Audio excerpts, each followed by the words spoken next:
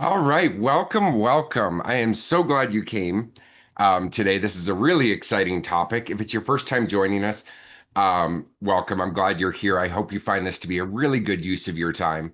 If you've been here before, welcome back. It's always great to see the smiling, familiar faces. If you're watching on YouTube, make sure to comment, like, subscribe, and hit the notification bell for more videos on legal technology talk. All right. So, the client advisory board, what your clients wish you knew about your own firm.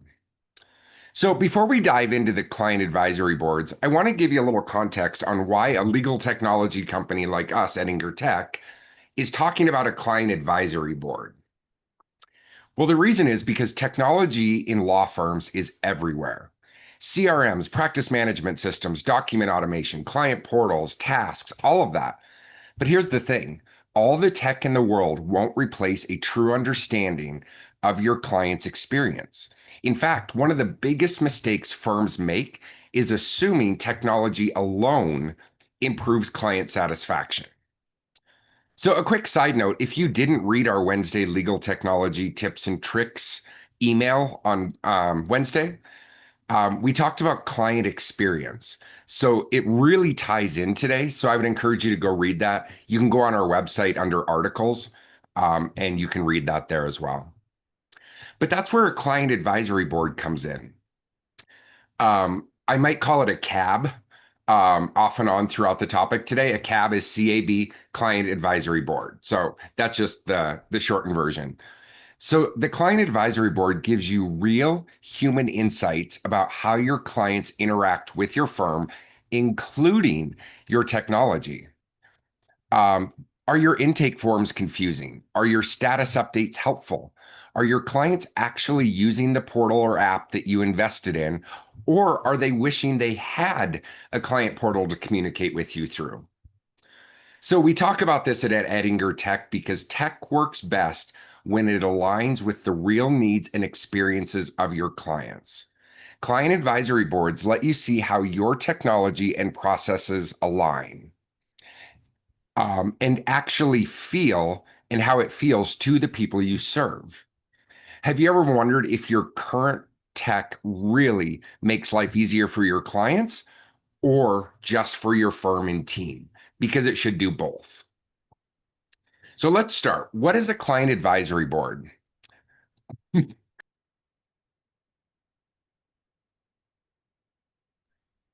So, a client advisory board is essentially a focus group made up of clients who genuinely care about your firm. They can tell you what's working, what's frustrating, and what they wish you did differently. Most client advisory boards have 8 to 12 clients, and you meet with them quarterly or semi annually. The goal isn't to sell them more services or anything for that matter. This is not a sales pitch. It's about learning from them and improving the client experience, including how they interact with your technology. It's about actively listening, not debating.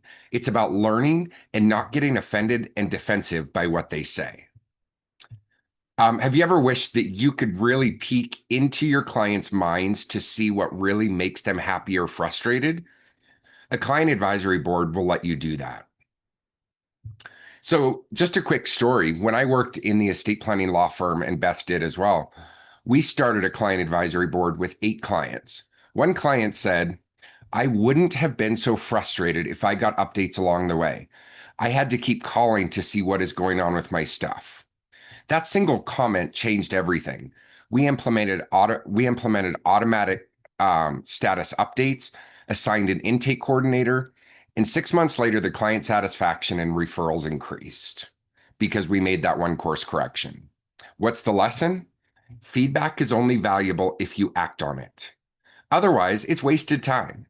And even the best technology can't fix that. So now, why should you have a client advisory board? Why even bother wasting the time with one? First, it's not wasting time. Here's what it does. It gives you honest insights straight from the people who matter the most and who are the ones that are writing checks to your office. It lets you test ideas before rolling out new services, processes, or technology into your tech ecosystem. It strengthens relationships. That way, clients feel valued when you ask for their opinions. It helps you communicate your value clearly and learn if that value is actually valuable to the clients. I'm going to read that again because that's really important. It helps you communicate your value clearly, what you're placing value on, and learn if that value that you've assigned is actually valuable to the clients. And then lastly, it uncovers opportunities that you might not see on your own. So think about it. How much could your firm grow if you understood exactly what your clients value?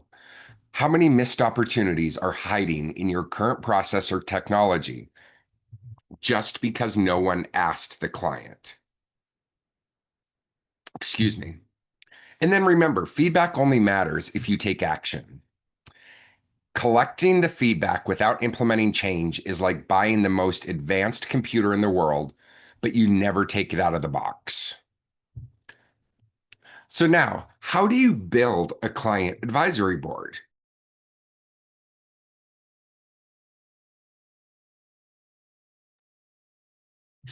Excuse me, I'm getting through. All right. So here's how you set up your client advisory board. Step one, you need to define your goals. What do you want to learn? Are you trying to improve intake, communication, the client portal experience, and which feedback will actually make a difference? Step two is to pick the right clients. You need to select 8 to 12 clients who reflect your ideal audience and your ideal client. Include a mix of long-term, newer, and high-value clients. Step three, send a personal invitation explaining the purpose, the time commitment, and how valuable their insights are, and emphasize that you plan to act on their feedback. And then step four is set the meeting.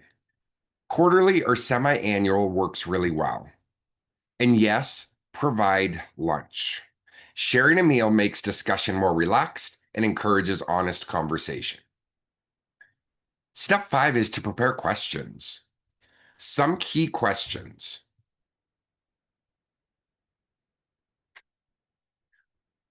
What has been the most valuable part of working with our firm? Where could we improve your experience? Are there services you wished we offered? And if you could change one thing about how we work with you, what would it be? And then to me, the most important, what is the one thing we can improve that would make you want to come to us again or refer your family and friends?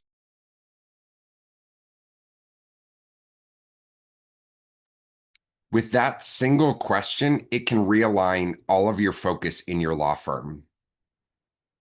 We save that last question for the end because it produces the most thoughtful and actionable feedback. And remember, your role is to qualify what they say, distinguish systematic opportunities from one-off issues, and prioritize what will have the biggest impact. Now, when I say qualify what they say, I don't mean to do that in the actual meeting. You're not saying, you know what, that's not important, don't talk about that. Take all the feedback because they may say something that you're not qualifying as important right now, but when you come back later, maybe in a year, and you look at past things, maybe that one stands out to you now as something you could do. And then step six, facilitate the conversation. Um, and I'm going to actually let Beth kind of talk for a minute and reiterate some of this for just a moment. Okay, so a couple thoughts like in here is when you're putting these together and you're going through these 6 steps to set this all up and you're going into those meetings, a couple things to keep in mind is when you're asking those questions and you're getting back that feedback from those clients, you're collecting that in that meeting. You are not problem solving in that meeting. And a lot of times, like we want to focus on problem solving, but that is not the place to do it. You want to make sure that everyone in that meeting is heard and that they are listening or that they know you are listening to them and they're not there to hear from you. They're here, to give their information to you. And so that's not the place to have the conversation of, oh, well, what if we did this? It's not really, that's not the goal of what that should be. And that is, and I'm just popping this in here because I just see that as a trap that I know some people would fall into because you want to problem solve on the fly and some people being me, you want to problem solve on the fly and you want to like build that out and flesh that out right there. That's not really what that is. It's a place for you to collect all that information and really get feedback. Now, that's not saying like um it- like if you're not using a portal and that you throw that out there as an idea, that is not, that's different. um Building that kind of stuff up, but really getting into the nitty gritty of it and, oh well, we could use this and make this happen and stuff like that. That's not what you want to do in your client advisory board. Yeah, I love that. And that's absolutely true. Don't try and solve problems. All you're doing is listening. And I like what Beth said about the portal. If you don't have a plan of putting a portal out and nobody mentioned it, don't do that because now you're setting something up for something you're not going to do right now. And that's just more damaging. And that's not the point of a client advisory board. So let's talk about step 6, facilitating the conversation. You want to encourage honesty, ask follow-up questions, clarify feedback. That means if they say, I don't like when you do this, clarifying feedback is mirroring that back. Is what I hear you saying is when we do this, it's causing confusion and whatnot. Mirror it back so you're getting exactly what they're trying to say. That's really important because what they say isn't always what they mean. And clarifying that feedback is going to get to the root of what they're actually saying so you can make actionable change. Not all suggestions are actionable. So part of your role after is identifying which insights will actually improve client experience and how technology can support that change. Just a side tip, you can have a transcriber software in the room so you can have everything documented and you can fully participate in the conversation. Be present. All right, maintaining your client advisory board. Keeping this consistent is essential. You need to stick to a schedule. Don't skip meetings. Just like your stakeholder meeting that you have every week, don't ever cancel. Unless, I mean, there's a A blizzard, tornado a hurricane. whipping. Yeah, don't skip them because then it's saying you don't value their opinion. Something else came up. Um, and I am going to add to this, the attorneys need to be there, or a attorney, if you have multiple, at least one, to show that you really value their feedback. If it's just the team there, um, they're thinking the whole time is, well, why isn't the owner or the attorney not here? Do they not care? Um, then you communicate progress. Let clients know how their feedback is shaping your firm. So when you implement something, let them know you did it. Um, Communicate that back. Show appreciation. It's lunch, small gifts, or exclusive insights go a long ways. And it does, I'm not saying you're buying honesty, but you're encouraging honesty because you're showing that their opinion matters. Rotate participants. Bring in new clients to get fresh perspectives. Some people will do 4 different advisory boards, and it's once a year for each one but you're doing it once a quarter and you're having four different people through or groups through the year. So there's different ways to do it to always have fresh ideas.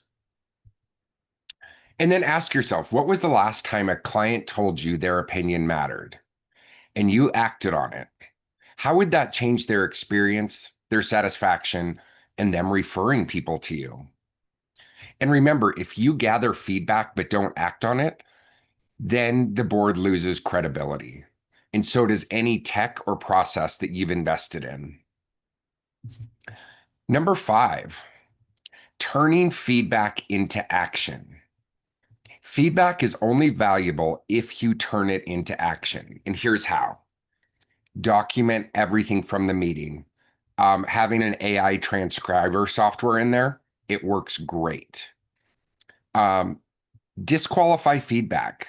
Figure out which suggestions are actionable and recurring. Again, after the meeting, not during the meeting.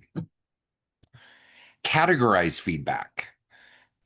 Create your categories: communication, processes, services, and technology. And then you put the different ideas that people are saying in one of those categories. Then you prioritize changes with the biggest impacts first on client satisfaction and retention. And then you create action plans with responsibilities, deadlines, and measurable outcomes. And then, of course, you follow up. Share the results with the client advisory board participants and your team.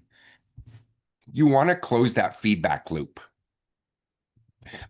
Back to our law firm, excuse me, back to our law firm example, we implemented automated updates, we assigned a coordinator, and we tracked satisfaction. And that 6 months later, a client emailed the managing partner, and said, I feel heard, I feel valued, and thank you for listening to my feedback and taking it seriously. That's all that matters. And now they're going to go refer people to you because you not only connected with them by meeting their legal needs, but you connected them on a relationship level too. So now imagine that multiplied across your entire client base and think about it. How could aligning feedback with your technology make your processes smoother and more client friendly? So now let's just wrap this up. A client advisory board gives you an honest, actionable insights from your most important and ideal client base. If you're asking people who are not your ideal client what they want, you're not getting feedback to gain your ideal clients.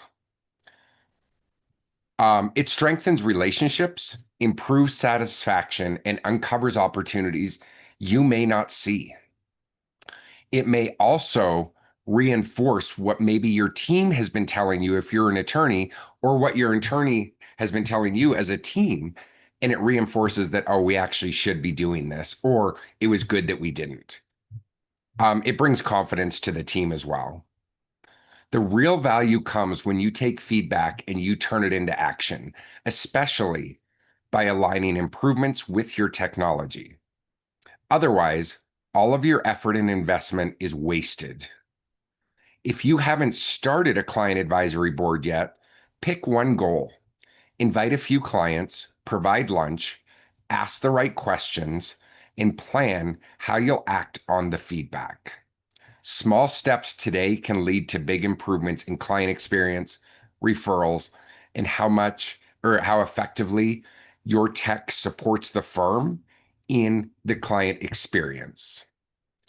Have you ever thought about what one insight from a client could teach your firm if you just asked and you actually acted on it? That's what a client advisory board is for. Stop guessing what the client wants and actually get into their head and ask them. If you have a client advisory board or you're wanting to set one up, but don't have the technology to facilitate the change that will come from the meetings, we can help you with that. Client experience must be at the forefront of every decision made in a process. We can help implement that. So you can always schedule a discovery meeting with us to discuss your legal technology ecosystem, to facilitate things like that. And Beth will put the discovery chat or discovery link in the chat if you do want to schedule that. Beth, comments. And then yeah, go over the comments and then I'll open the toolkit and we'll go through that a little bit. Yeah. One is that this ties alongside your client review process. Having the client review and being able to um, use that information along with your board information, and also being able to choose clients to be able to pull into that board. That's always important. And don't fall into the trap of always pulling the positive people in there too. You want to hear the negative, and you want to hear ways to improve all of that. So they tie in very closely together to being able to get a client review, get that information, look it all over, and being able to implement that as well. And doing all of this, those clients specifically, they feel like you're part of your team. Like it starts to, like John was talking about, building those relationships with those people. Like they feel that now that they're invested. They've given you something and they're invested in that, even though the something they gave you was their opinion, really. But they've given something, and so now they're more invested in it, and they're more likely to refer people to you and send more business your way because they're bought in. They've they've made that commitment to it. So all of these things are a great way to help build that referrals into your firm. You're muted. Saw that. I want to reiterate, don't ever try to sell anything in this meeting, ever. Correct. I don't care if you rolled out a new maintenance program and you're like, you know what, this would be great people to roll it out to. Don't ever sell it. If you want to roll it out to them, great, give it to them for free. But do not sell them anything. Otherwise, all they think is you're a timeshare group that's trying to, oh, you tricked us to come in. And you don't really care. You just want money.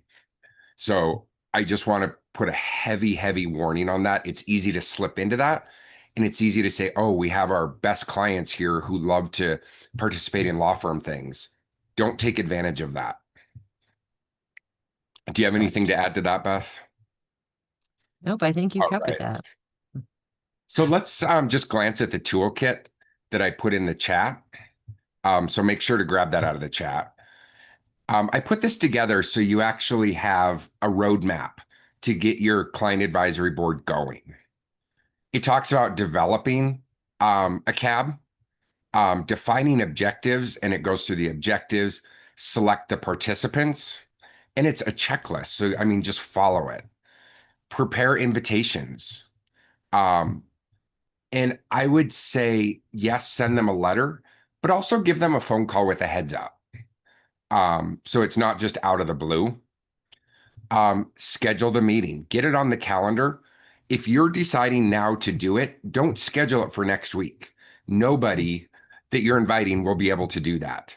It needs to be, maybe next quarter, and getting that on the calendar and sending reminders and kind of as what I like to call as hype emails.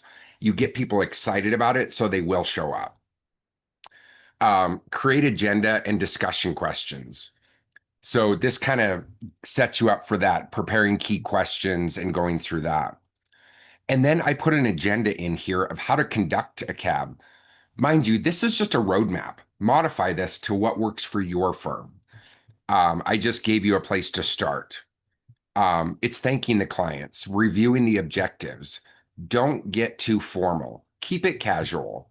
It's just kind of people chatting around a table, but keep it structured. Don't let it get into nothing but a complain fest, things like that. You need to keep control of the conversation.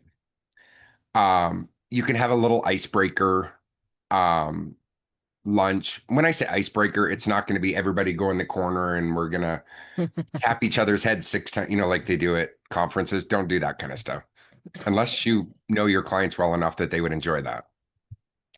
And then the guided discussion. And that's where I'm saying keep it casual, but keep it focused, keep it on topic, and keep control of the conversation. And then you just have your wrap up. Kind of go through and mirror back what they're saying, um, and explain what you're going to do with the feedback and that you'll be in communication with them. And then to me, this is the most important is your post implementation. It's going to tell you how you document it, how you qualify and prioritize everything, categorizing the feedback, assign action items, track the progress, and follow up communication. And then there's just some ongoing tips I threw in here. Keep them consistent and on schedule, rotate your participants, and always connect client feedback to visible firm action to build long term credibility. Those need to be your underlining goals. Anything on this, Beth? No, one thing that I would throw in there is in your post cab implementation is to throw in a meeting with your team. And pull everybody in your team in your office together once you've documented that feedback and you've qualified and prioritized some stuff, like get that information together and have that meeting, put that meeting on a schedule so you're meeting with the whole team and you're telling them what came out of that. Because even if somebody who's not involved in something, it's always good to have fresh eyes. And if you're providing feedback that a client gave you, somebody who may not even be related to that at all may have an idea or may see something and things like that. So really, being able to like, don't keep this close to the chest, share this with your whole team and make sure that, this is all this helps your internal team building as well. Yeah, and I want to encourage you too. Those who come here, I consider you leaders in your firm because you want to learn, you want to grow, you want things to improve and be better and always expand. So I always consider when you attend here that you're the leaders.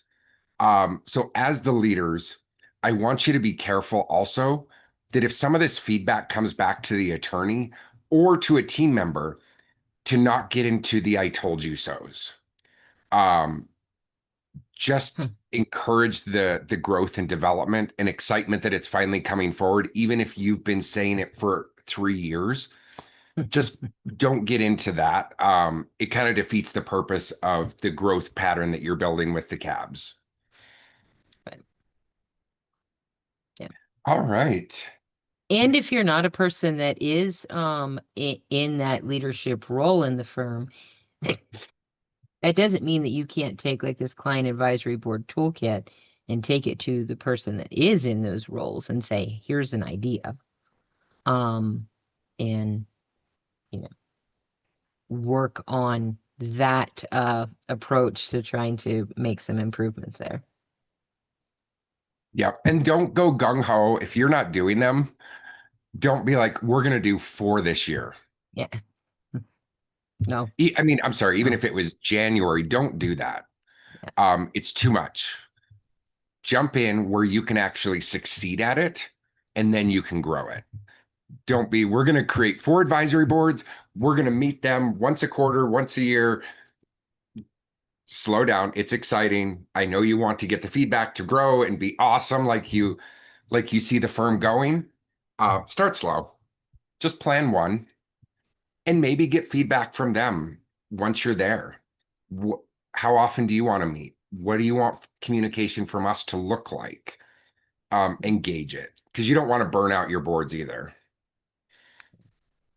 And So, we're giving you the overview and a little bit of structure, but this like isn't completely built out. So you built it out to what works for you and your firm and your situation and all of those things. But that we're giving you the pathway to start down.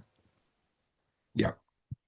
And one of those that you could dial in is if you're going to implement, let's say, a new technology, don't tell them the technology you're going to implement. You can ask them very general questions. Do you see value if this was to happen? If you were communicated with this way, and maybe give 3 options so you're not pointing at one thing you're looking at, because again, it's setting false promises that may never happen. All you want is feedback. So maybe include two other things so they don't really know what you're asking, but you're giving them options. And maybe what you're looking at, they're like, oh no, that's just horrible. Don't ever do that.